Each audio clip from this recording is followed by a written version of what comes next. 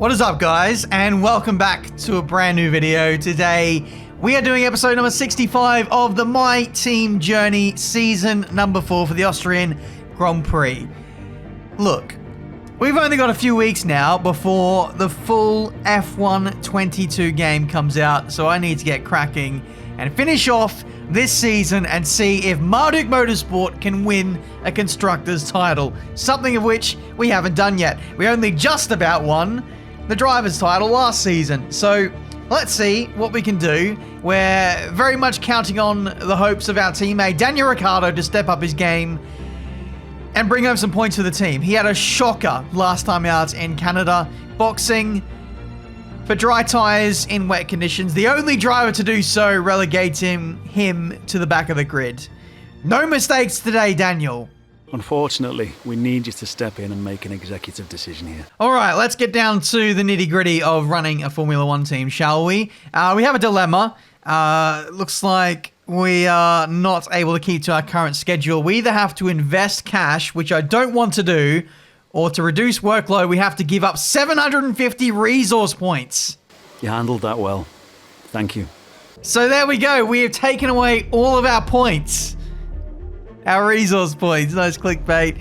But hello. Thank you if you haven't clicked on for a while. What have you been doing? We're here. So, yeah, I don't want to spend cash at this stage. I'm actually trying to save some of that to save up for Daniel Ricciardo's contract for the second half of the season.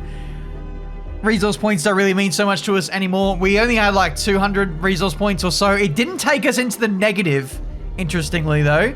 I thought that would have been a thing. So, essentially, we've only paid 200 for that, potentially. Next round of resources come in, and we go straight back up to 600. So, we're able to afford a major turbo durability, R&D upgrade, so that's nice to see.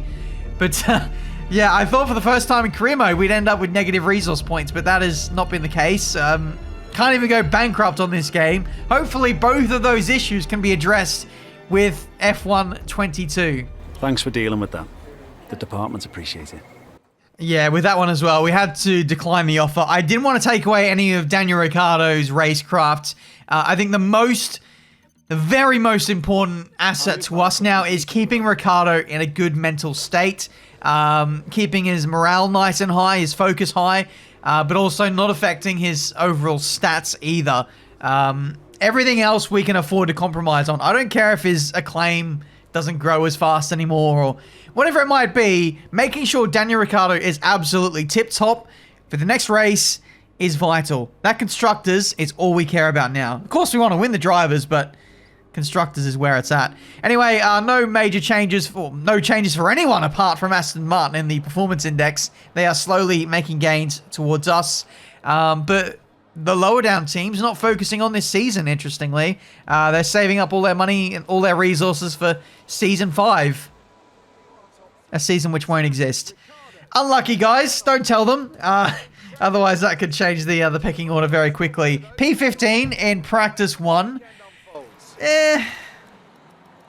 First laps on the game again. I've been in and out of the F1 game a lot in the last month or so. But particularly F1 2021, my running has been very, very limited.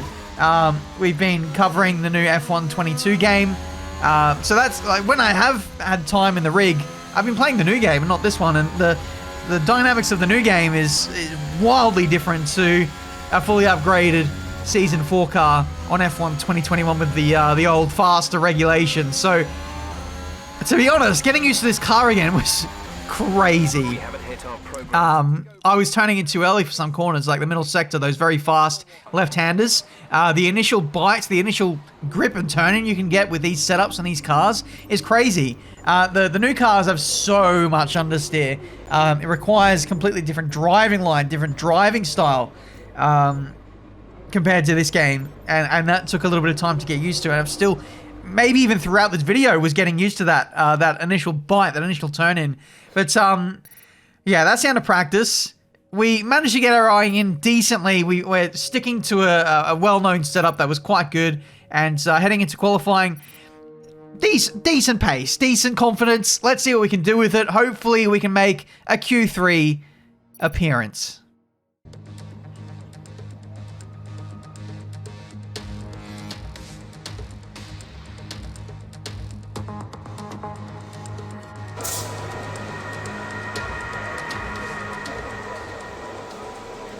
Here we go then for qualifying, and to be honest guys, this segment of the race weekend, our qualifying one lap pace has always been our Achilles heel.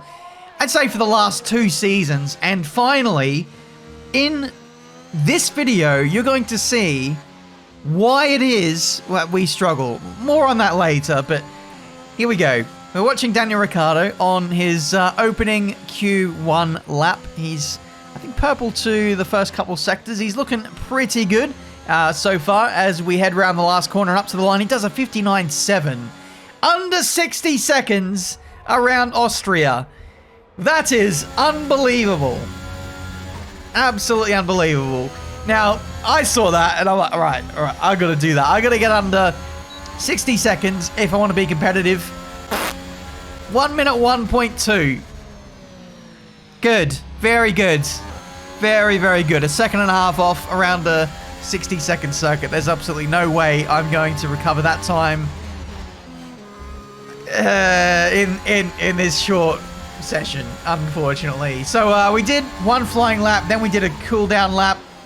Tried to go again. My tires were too cold for that last run, and now we did a second cool down lap, and now we're going again for our 4th lap. So here we go. This is green to the first sector, which is nice. Definitely could make up more time in sector 2, but especially sector 3. We really dropped the bag there in the last 2 corners. So here we go. Nice run out of that long right-hander. Now you've got to spot the apex for this very blind approach. Very easy to overstep the marks on the exit and run wide with some track limits, and there we pick up 4/10. So good lap in the end. Very good lap considering their used tires. Not fully in the groove with this game, but that's very close to ideal performance for me. 1 minute 0.7, and my teammate is second faster. 1 second faster. The AI at this end of the game's life cycle is nuts. Alex Gillen even says that the AI aren't even running the same car as what we are when it comes to upgrades. It's all simulated, and well, that's not the reason why they're massively faster than me in qualifying. There's actually a different reason, which we'll show you guys later. There's actual tangible evidence which shows that it is not fair compared to the player, but more on that later. 59.7 opening account for Max. Oh my goodness! Valtteri Bottas has lost it on the back of me on a qualifying lap. He's on medium compound tires. Here's the replay. I wasn't even looking at that. I was trying to put my own qualifying lap in, trying to put my own banker in, and Bottas goes for an impossible gap. A gap which makes absolutely no sense. Your lap is already ruined. Why ruin mine? You've ruined your own weekend, and you're going to be starting towards the back of the grid for this Austrian Grand Prix. Bottas is out, despite doing a 1 minute dead, which he didn't do because those were the first laps of the session. Good. My teammate as well has done a 1 minute flat. So that was the time, really. I know in myself I could probably do a low 1 minute 1. No, I can do a low 1 minute dead. Maybe 1 minute 0.2, 1 minute 0.3. That's on soft compound tires with track evolution and really good lap. So I'm going to do something different, go for mediums. I tried the mediums, and I was hoping that there'd be some kind of massive grip difference or something that would really unlock the pace with that tire, and that just wasn't the case. I thought, I genuinely don't believe I can get into Q3 with the soft compound tire. I thought there was no point in trying, so I thought I'd try something completely different and see if maybe tire temps were an issue. I don't think they were.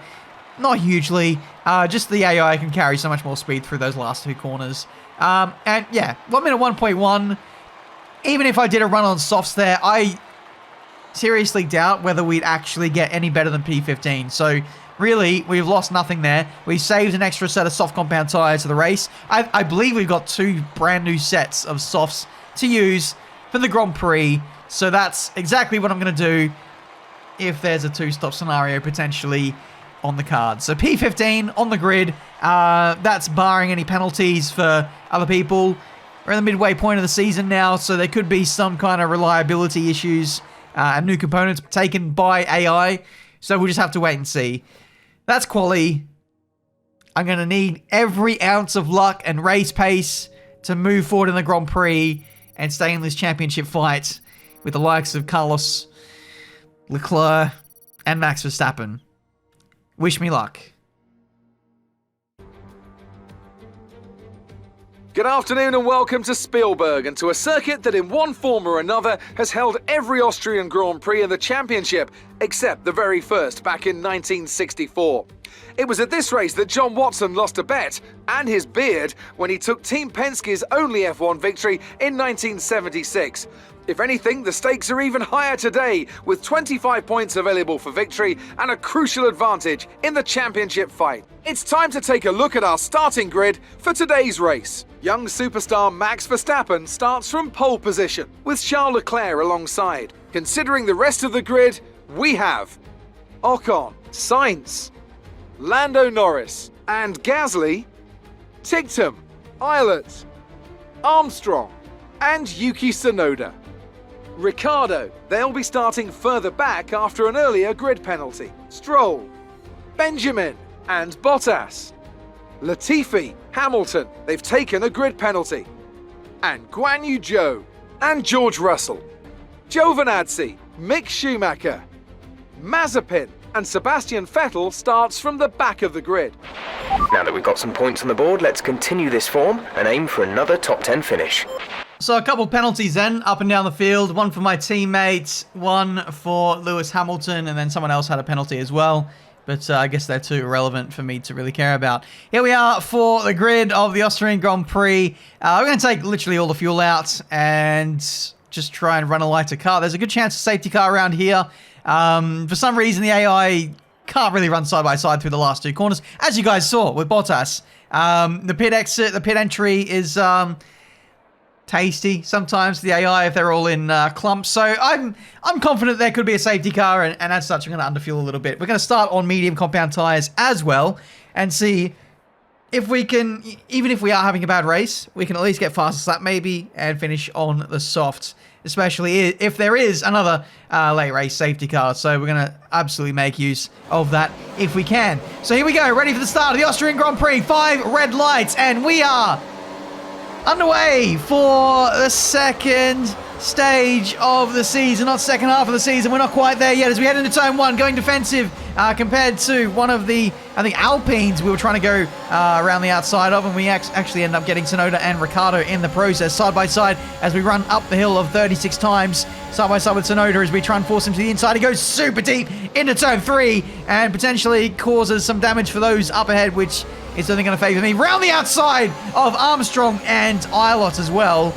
2 former teammates of mine. Thank you very much. Armstrong coming back at us in the AlphaTauri.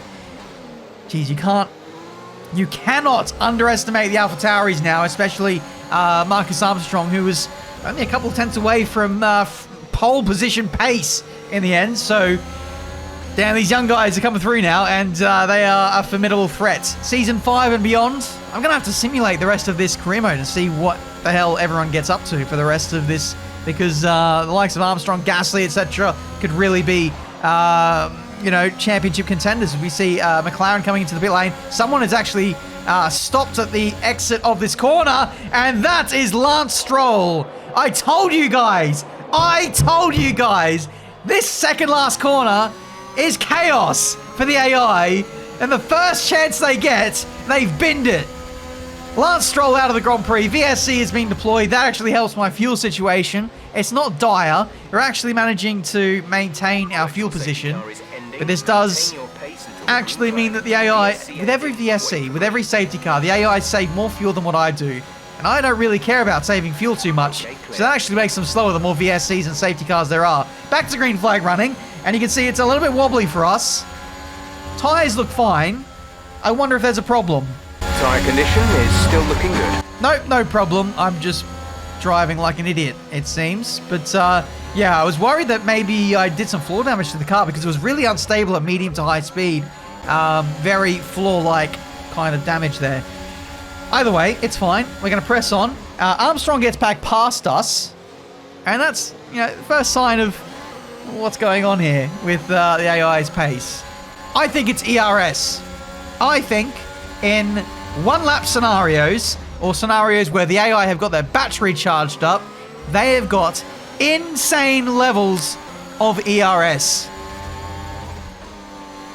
And more so than that, it's when I'm pressing overtake as well and they press overtake at the same time. Oh, someone else has gone. It's the other Alpine. It's Pierre Gasly. We nearly bin him as we go through the third sector now. And here's the replay. We'll get to the ERS in a second. But yeah, massive loss of traction, maybe too much ERS, as he gets nudged by a couple of drivers, myself being the first one. Watch this. I give him the slightest of nudges despite not actually touching him. I didn't get any damage, by the way. Another nudge there, and then finally another nudge by that Aston Martin right at the end. Here's the replay from Ricciardo's point of view, and that is so scary. That is so sketchy. How have I managed to get away with that? Because that was another millimeter, and I think we would have been out of that race. We managed to trigger the hitbox of the AI there, so that certainly was very close. Anyway, Armstrong is pulling into the pits, compromises our run through the second last corner, affects Ricciardo a little bit more, which is a shame, but another position for us. Thank you very much. Very crucial here to get back in the DRS of Sonoda. Austria, this is a good track. Even if you're a little bit slower than those around you, if you can get DRS from the cars ahead, it can keep you in the fight.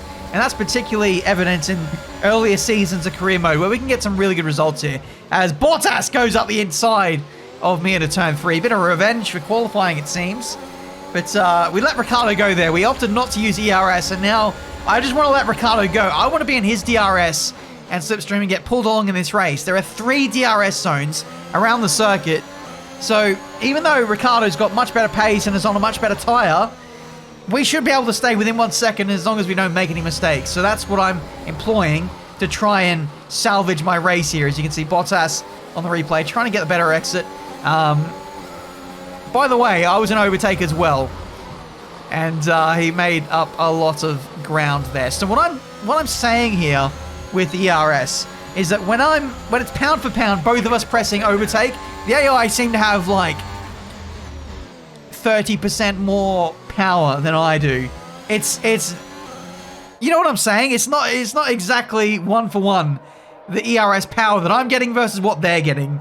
And you're seeing like little increments of that in this video so far, but you'll see it especially a little bit later. Anyway, back to this race. Lap 7, putting in personal best of the race. We are catching up to Yuki Tsunoda. Ricciardo with the supreme pace at this stage. He's now in the DRS and is in range to make a move stick. Heading into turn 3. Tsunoda a little bit slow. Backs up Ricciardo into me. Thankfully, no damage done there. And we'll be able to make a move very soon. But we're waiting for Ricciardo to make said move. He's playing it very patient at the moment, allowing the leaders just up the road in turn 3 to get away. There's about 5 or 6 seconds to those guys. Here goes Daniel Ricciardo around the outside of Tsunoda. We're going to get Tsunoda as well. Hopefully not get our teammate. Hopefully not hit our teammate at the same time. That was very close. Nearly losing our wing on Ricciardo. But we are through for another position. This was a little too close. I realized I had to bleed off the brake a little bit just to get some track presence to get my nose in front of Tsunoda, but I nearly got my nose into my teammate, the king of noses, Daniel Ricciardo. Oh, that was close. That was very, very close. But thankfully, we got away with it. Second close call of front wing in this video. And I doubt it'll be the last as well, as Tsunoda loses 2 places in one go. He won't be happy with that. As we go back to live pictures, Ricciardo a little bit slow on exit. Maybe he's used too much ERS in an effort to get close to Tsunoda, and he's a little bit under pressure into turn 4. I had to go defensive there to make sure I didn't pass him. I wasn't going to, as it benefits me to have Ricciardo in front, punching the hole in the air on those better tyres while we try and close up to the next group of cars, that being Carlos Sainz. The gap is 7.2 seconds. Keep an eye on that gap right now.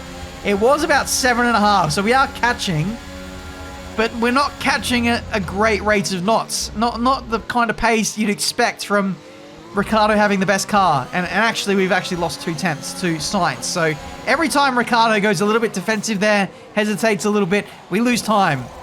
So I'm wondering whether we should actually just go for a move ourselves, as some of the race leaders are in. That is, who is that? That's Dan Ticktum in the AlphaTauri, doing really well in the top 4 there. Lando Norris making a pit stop as well in that little group. So, Jeff, with the strategy change, he just said to go 1 lap longer in terms of this stint, so the tyre wear numbers are even better than what was forecasted from our runs in Friday practice. Now we're going for a move on Daniel Ricciardo around the outside. We nearly crashed there.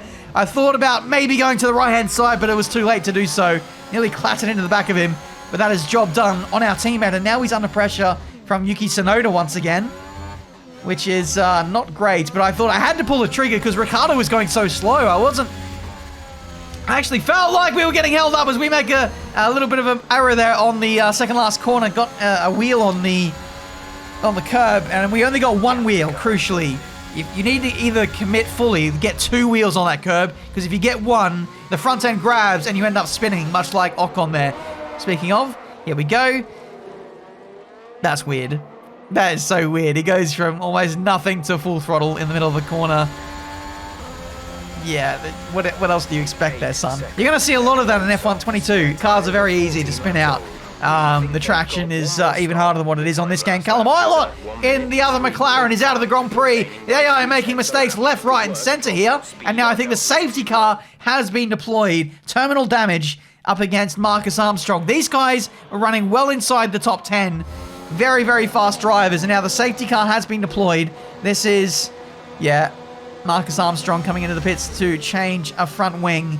And now we're net P3. That equalizes everything because everyone has to make another pit stop to get to the end, and we're going to make essentially a free pit stop here on the podium positions, and my teammates following me in for a double stack here at Marduk Motorsport. We're going to go onto the soft compound tyres. We're either going to do a 2-stop here because we've got 2 brand new sets of softs to get to the end, or we're going to stretch this current set. I'm not too sure, but we're going to opt for the softs. Other people are going hards, which I don't think is the way to... It's a tricky one.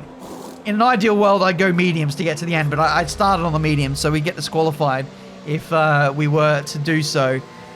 So either way, it was looking like a 2-stop to get to the end from here. And the tyre I'd rather be on is the soft, so that's what we're going to take. We're going to try and get fastest lap here. And, you know, if the tyre wear is even better than what we thought, we might actually be able to stretch these softs that we're on right now to the end of the race. Safety car saves us a few laps of tyre wear, so it might not be out of the question to get to the end of the race. You can easily do 16 laps in a league race, I think, on softs, but you're really pushing it. So with tyre wear, we might be able to do 20 laps. So let's see, as we go back to green flag running for the Austrian Grand Prix, 5 cars to overtake to get to the lead, and those of which are all on older, harder compound tyres. Let's do it. Carlos Sainz next as we go into turn 3. Massive lunge into there. And in fact, I wasn't even trying to go for the move there. I was just braking late at my qualifying braking marker. And Sainz was maybe a little bit tentative into that corner, and that was the move. Thank you very much. Next up, we have Dan Tichtum, who's having a phenomenal weekend in that AlphaTauri. Having a little look there, but I thought better of it because I don't want to force overtakes. I don't want to take too much life out of these tires. I need to get these moves done efficiently without taking too much life out of these because I'm not 100% sold on what I'm going to do here in terms of race strategy. Take a look at the bottom left in terms of the left rear tire. It started at 6%, and I just want to get a gauge over the course of this lap to see what the tire wear is like so we can run the numbers, essentially, and see if we can get to the end with our current set of tires. There's 16 laps to go, and so far the wear has only been 1%, which looks actually pretty good at this stage. 8% now, so that's 2% wear per lap. 16 laps to go. That'll give us 38% tire wear, whacked on top of the 8% we already have. That'll give us 46% tire wear at the end of the Grand Prix. That is not bad numbers, if I do say so myself. So I think we can actually make it to the end of the race on these tires. There's no risk of a puncture. We got the inside of Dan Tichtum, but 48% tires at the end of the Grand Prix will be slower than mediums and especially hards in the hands of Max Verstappen, who leads this race. Max is on hards, Norris and Leclerc on mediums, and for the medium term, the medium runners don't have the pace relative to Max on hards. Max should be absolutely nowhere in terms of pace, but he's actually pulling away from these guys, which is absolutely crazy to see. But, oh no, he's actually getting reeled in now. So forget what I said, but he had a good restart, did Max, and was building on that lead early on. And now that we're settling into things, the medium runner's coming back at him. So this is going to be a fascinating race. Do we have the pace to break this DRS train, to get up the inside of some of these guys and throw a cat amongst the pigeons? We're going to have to send it at some point to get past these guys. Got a nice run on Leclerc here. We're going to force him to go defensive. We go around the outside. Oh, Norris! No, Verstappen! We nearly hit him as well. We get up the inside of both of those guys. Norris and Leclerc in one corner. Collision with Norris is a warning, apparently. But somehow we've moved up into P2 in this Austrian Grand Prix, and this is how. Nearly hitting Max, nearly hitting Norris, and, well, Sainz wasn't a question there, but we were very ambitious into turn 3, and that is probably the most unorthodox, lucky double overtake I'll ever do in my YouTube career. How have we got away with that? How have we got away without a warning for track limits as well? A bit of contact there with Lando Norris, so there is a little scuff mark on the engine cover. But all in all, that is a phenomenal move, which, again, wasn't intentional. Wasn't trying to get Lando, I was just trying to get the Ferrari, and now they're all in on the very next lap. Is this for front wing damage? I didn't touch anyone. So let's see. Are there front wing changes for the McLaren? No. None for the Ferrari and none for the AlphaTauri. Those are scheduled stops for those medium runners. And now I am left to fight with Max Verstappen for the lead of this Grand Prix as he goes defensive, heading into turn 4. We get up the inside. Nothing really that Max can do to defend. Nothing he can do on those hard compound tyres. There's maybe a second and a half, maybe 2 seconds difference between the two tyres. And we have the better car. On paper, anyway. So Max needs to be patient here. He's got to stay within DRS and just look after his tyres, and he'll be very strong towards the end. My worry is just looking after these tyres to make sure I've got pace at the end to defend, as Mick Schumacher is out of the Grand Prix. Looks like a reliability problem. No safety car at this stage. I'm not sure if I want a safety car now. If there is one, I think we'll probably box. But conversely, we could just stay out with a safety car and get away with less tyre wear towards the end. Either way, I think we're looking pretty good at this stage. 20% tyre wear, 10 laps to go. I think we're just about on target. Maybe slightly higher tyre wear than we calculated a few laps ago as Max goes up the inside. Pierre Gasly's out of the Grand Prix, and that's another safety car in this race. Again, another car boxing, getting in the way of faster cars. Gasly is out and affects the other Williams in the process as well. But the safety car has been deployed, and this race has been absolutely mental. I think I need 5 minutes to just chill out here. There's been too much going on in such a short space of time. We are going to box right at the last second to deter Max Verstappen from reacting. That is a horrible pit lane entry, but we maximized it on entry. No speeding there, which is lovely to see. Reason why we're going for this is very aggressive. This is very risky. You have to overtake another good few cars. I wanted to actually change my front wing here because we've got a big margin between this group, which is overtaking me now, and then Vettel 20 seconds back. I'm not sure. I did scuff my wing earlier. I just wanted to change a wing if I could get away with it. But we're going to rejoin on the circuit very gingerly. Absolutely look after these tyres now to get to the end. We're going to go full send once we go back to green flag running. But yeah, the reason why I've gone aggressive here is because I don't have the fastest lap of the Grand Prix so far. I think I can still win this race, but with the new tyres, I'll be able to get the fastest lap as well. So we're being greedy for points. Greedy for every last bit of performance, and even now we're fuel burning. Greta is not going to be happy with me, but we're going to have 6-7 laps to go to duke it out towards the end of this race. Safety car is coming in at the end of this lap, and early doors, the AI are going to have their batteries fully charged up, and this is where, well, these are the circumstances we really struggle with the AI in. So we're going to try and make up as much ground as we possibly can early doors before our tyres. Even these tyres will wear. They will rapidly wear, depending on how quickly we push. But we're going to go back to green flag running now. Cold tyres for the first few corners, so we're going to have to warm these up. But a good exit out of the last corner there compared to Marcus Armstrong. Not able to get close in the braking zone. Look at this. We're up into overtake. We've got the run on Armstrong. He goes up into overtake as well and just blows past me. That right there is how the AI are so much faster than us in qualifying. When they're on high battery modes and we're on high battery modes, it is not a competition. These guys have so much more straight line speed than us. It is criminal. As we go around the outside of Armstrong here, Alexander Albon style, but don't put me in the grass here, mate. Thank you very much. A little bit of respect shown between the two former teammates, still side by side, despite being in a faster car, faster tyres, 2-second delta, and unable to really get the measure of those guys in a straight line. That AlphaTauri, to be fair, does have a low drag setup, baseline car, but still, like, that straight line speed was absolutely ridiculous. Up the inside of Ocon into turn 3. Oh my word, that was a surprise. I forgot that move happened, so I surprised myself there. Ricciardo is up next. Hard compound tires. These guys are going to be easy pickings until we get to Max Verstappen. Look at Max, he's running away with this race. He has got so much pace in hand compared to these guys, and I don't know how he does it. As we get underneath Ricciardo here.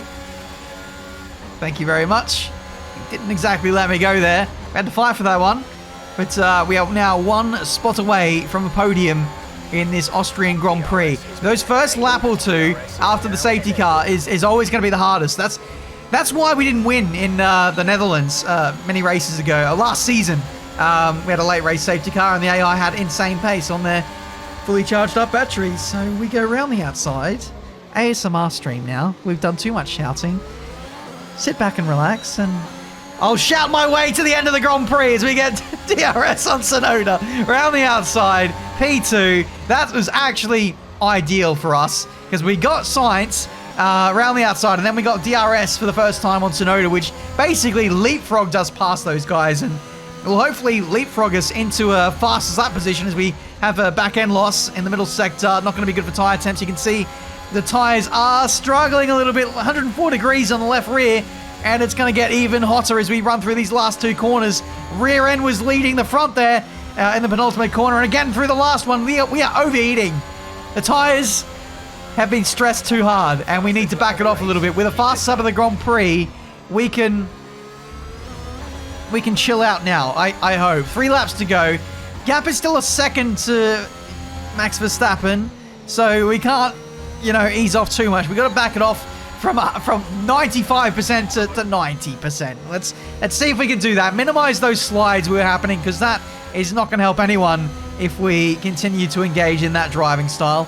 But we're on the back of Verstappen now, and at this point, the AI should be a little bit more equal towards us in terms of ERS power. But then comes the issue of the last 2 laps, and that is when the AI step up their battery mode again to extract the most performance to get a fastest lap to really defend or attack for positions, and this is going to be difficult against Max Verstappen. We do have DRS though now to help us as he goes defensive into turn 3. Are we going to keep the position? Max lets us have it for now, so we have the lead of the Grand Prix with a lap and a half to go in this Austrian Grand Prix. We have not led the race so far, but now we are in. Well, we have led it actually. I don't know what I'm talking about. As we head on to the last lap, we are in a race-winning position. However, we can't write off Max Verstappen with OP ERS modes on this last lap. He's not outside of a second yet. That ran a little bit wide. Oh, and lost the back end out of the first corner. Max is going to have the run on us with DRS now up the hill as we head into turn number 3. Max is going to have the inside. I'm going to let him have the inside here because I'm going to favor maybe getting the DRS back. He didn't actually overtake me, but we had the better run around the outside. And Max had terrible traction out of turn 3, which has completely ruined his run to try and get the lead back. He should have just stayed in behind if he couldn't get the move done, because that was his best chance to get the lead back. And now I think it's gone. With only half a lap to go, 4-5 corners, gap is 6/10. We are running a little bit low on fuel, actually. We're struggling to recover that. I might have to lift and coast into this next right-hand or even the last corner just to make sure we get to the end without running out of fuel. It should be okay. It should be okay. Last corner, we're going to push it as much as we can. We're green for fuel. No, we're in low fuel mode. Up to the line. We've won! Shoey's all round! Absolutely awesome. Just amazing. Well done. Oh my word. What a Grand Prix. P13 to P1. So much drama, but the strategy has paid off. That's it then for another spectacular Grand Prix here at Austria. And a truly magnificent drive to hang on and take the win. And talk to me, what do you think it was that sealed the win for them? Without a doubt, the safety car changed everything today. The key to their success was keeping calm and reacting to the situation quickly. We've seen teams in the past throw away wins because they were too hesitant, but here they were decisive, and that's allowed them to take the advantage. Welcome then to the podium, our top 3 drivers. What a great effort from them today in a very difficult race. Wow. What a race. P1. Easy. No drama. No safety cars. No antics. Pure skill. Wow. Seriously, what a turnaround that was. That was absolutely unbelievable. We win by 3/10 at the end. That's a lot closer than what it felt like, but yeah, we got the job done. We were 5 seconds clear of the next closest car, so that just shows how fast Max actually was in this race. He was on hard compound tires, and he was able to gap his peers by 5 seconds in 6-7 laps. 6 or 7 laps, and he's put that much of a margin between those guys. That's how much pace we had in our soft compound tires, and he was able to really keep us honest towards the end of that Grand Prix. That was nuts.